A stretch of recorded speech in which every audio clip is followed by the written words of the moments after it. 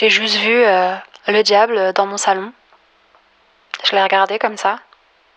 It's okay. Et voilà que pour le sujet du jour, je vais prendre mon oracle et je vais vous tirer les cartes. Calme-toi Maurice, ceci est une boutade. J'ai passé des années à chercher la puissance et la vérité dans l'ésotérisme. Reiki, pierre, constellation familiale, soins énergétiques, médiumnité, numérologie, astrologie, thème astral, carte du ciel, chamanisme, vie antérieure, régression de vie antérieure, mémoire akashique, oracle, pendule. Ça en fait, hein. Et encore, j'ai écourté la liste. Je peux clairement témoigner que j'ai vécu des choses lourdes, des expériences qu'en fait il faut avoir connu pour comprendre. Je pense sincèrement que j'ai laissé la place à des choses qui n'avaient rien à voir avec ce qu'on pense de bien et qui n'avaient rien à voir avec Dieu, tout simplement. Déjà, dans le New Age, on te dit clairement, tu es l'univers, tu es ton propre Dieu. Et plus je cherchais ma lumière intérieure, et plus j'étais dans le noir. Je courais après un pouvoir qui n'était pas à moi. C'était faux et épuisant. Je ne dis pas que Dieu ne nous a pas donné de dons, mais simplement, il y a tout un univers, un monde spirituel qui nous dépasse ici. Et c'est exactement là que j'ai commencé à me perdre. La lumière que je cherchais n'était pas en moi, elle est venue me chercher.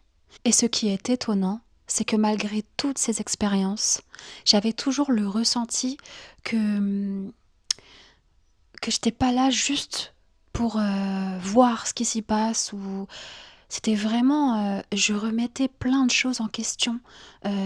J'ai la chance d'avoir un discernement assez fort et j'étais face à des maîtres, à des personnes qui, mon Dieu, pour elles font le bien et elles s'en rendent pas compte aujourd'hui, mais je remettais plusieurs fois en question plusieurs choses et ça dérangeait. Et j'ai remarqué qu'en fait, j'étais placée là pour déranger. J'ai vu, j'ai vraiment eu des expériences de fou. J'ai aucune honte à dire qu'aujourd'hui, mon prêtre m'a fait des prières de délivrance et est venu bénir ma maison. Tout ça, c'est derrière moi. Je ne suis pas là pour juger les personnes qui sont là-dedans. Chacun son chemin sur cette terre. J'aimerais et je prie surtout pour vous que vous ouvrez les yeux. Moi, c'est Jésus. Jésus-Christ, notre Sauveur, qui m'a sauvé la vie. Il m'a sauvé la vie. Je vais essayer d'aller au plus rapide des expériences que j'ai pu vivre, puisqu'il y en a eu pas mal. Entre celles où je me suis réveillée en pleine nuit en parlant une langue complètement inconnue, surtout que je suis nulle en langue, lors d'une constellation familiale que j'ai fait en individuel, dans les lignes, j'ai été guérir mon enfant intérieur en état méditatif, conscient bien sûr. Ensuite, j'ai été pardonnée et j'ai été dire à mes ancêtres que c'était l'heure de me laisser tranquille et de me laisser vivre ma vie et d'arrêter d'interférer avec moi, etc. De là, dans cette méditation où j'étais dans un amphithéâtre où la personne connectée à moi m'a mis en état méditatif dans un amphithéâtre, il y avait une force obscure là-bas qui m'interpellait et j'avais pas peur, mais c'était là, c'était très puissant et alors quand je regarde du coup dans mon truc et puis je vois une femme, vieille femme avec une robe de mariée très sale, très très très film d'horreur, hein, sincèrement, très flippant, mais moi j'avais pas peur, hein, je suis dans mon truc ancré, à l'aise. Au moment où je veux dire à la personne, donc au maître, que y a ce truc cette entité qui me, voilà, et en fait, elle me le dit, elle me dit: «Ouh là là, il y a quelque chose de très puissant, près de toi». Je dis: «Oui, effectivement, j'arrive pas trop à cerner, mais j'ai pas peur, mais bon, je sens que c'est obscur et que ça me pointe du doigt». En plus, c'est vrai, elle était là comme ça, elle me pointait du doigt. Bon, je continue mon truc, elle me fait répéter des phrases en disant du style, «Oui, laissez Jessica vivre en paix, nani nanana, nanana». Donc cette mariée s'approche de moi, elle devient toute belle, n'a plus cet aspect horrifique, me prend dans ses bras et me sourit d'un soulagement. Et moi, je suis là, je dis, mais qu'est-ce que... Bon. Au moment où ce contact se fait avec cette chose, pour le maître, c'était une de mes ancêtres, une des arrière-arrière-arrière-grand-mères, j'ai une vision et je la vois, je suis au-dessus d'elle et je la vois, en fait, avec une robe de mariée, se faire enterrer par les soldats les gardes, enfin les soldats, l'armée de Napoléon, s'il vous plaît. Les odeurs, tout y est. Hein. Enterrée vivante, je précise. Donc moi, on revient à la réalité, on arrête la méditation, elle prépare la table pour m'allonger et voir au niveau du corps, de mes énergies, comment ça se passe. Je lui dis, mais j'ai vu comment elle est morte. Et elle me regarde. Et cette personne avait 30 ans de métier hein, dans son truc. Et elle me dit, ah bon? Elle me dit, bah, faut y retourner. Pardon? On retourne où? Donc elle me remet en état méditatif. Là, je me retrouve face à la mariée, hein, dans mon truc, face à la mariée, toute jolie, hein, pas horrifique. Elle me prend la main. Et les gars, je me retrouve dans un monde complètement, mais complètement, à l'époque de Napoléon, dans son palais. Pas Napoléon, je précise, hein, mais c'était un garde, ou je sais pas en fait où je me retrouve. Dans un monde parallèle en tout cas. Je comprends le pourquoi du comment cette personne a été enterrée vivante. En fait, je suis là au milieu du truc et je comprends qu'elle n'a pas pu épouser l'homme qu'elle aimait parce qu'elle a été forcée d'épouser un homme qu'elle aimait pas. Donc le père l'a enterrée vivante parce qu'elle a dû fuguer. Et moi, je suis là, It's okay. Donc je me réveille et elle me dit, bah voilà, t'as aidé cette entité, donc c'est très bien, maintenant elle peut vivre avec son amoureux. Vous savez qu'il faut un certain self-control et un certain ancrage pour vivre ce genre d'expérience.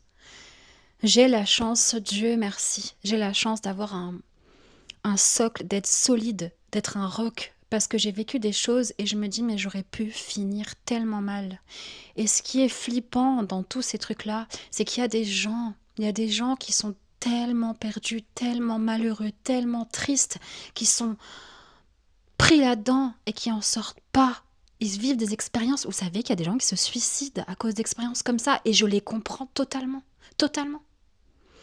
Donc, tout ce qui ressortait à chaque fois de ces expériences-là, c'était la même chose pour moi. Jessica, tu as une énergie particulière.